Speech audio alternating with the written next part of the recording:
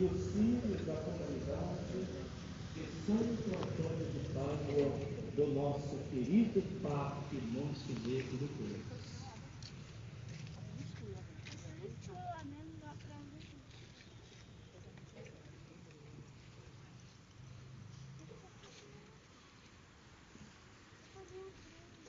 O Cristo ontem e hoje.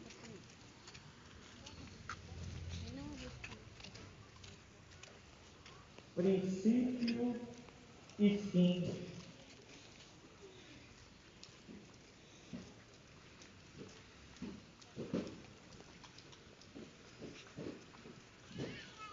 Alfa e ômega.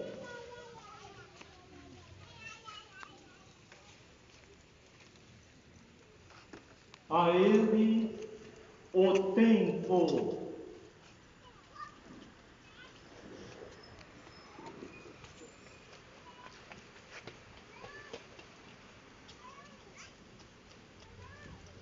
A eternidade,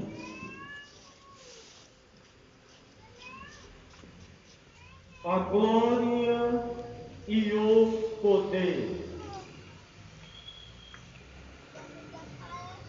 pelos séculos sem fim, todos. Amém. Amém. Por suas santas chagas,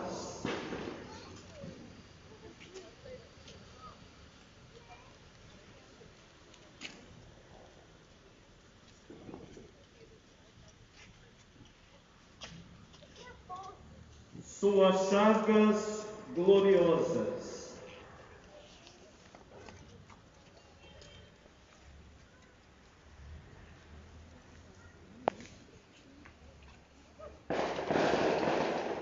o Cristo Senhor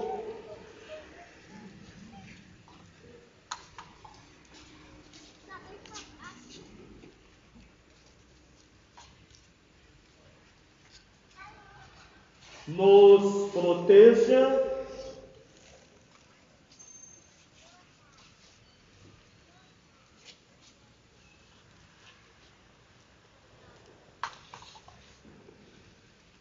e nos guarde.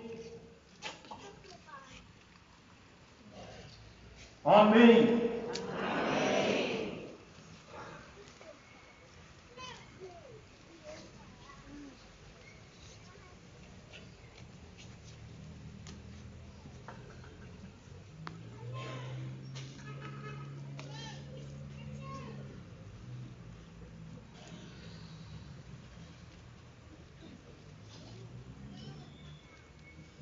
E agora nós vamos acender.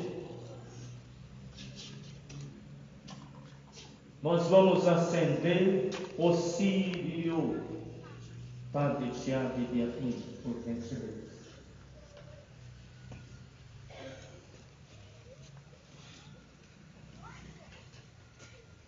A luz do Cristo, que ressuscita plenamente, dissipe as trevas de nosso coração e nossa mente.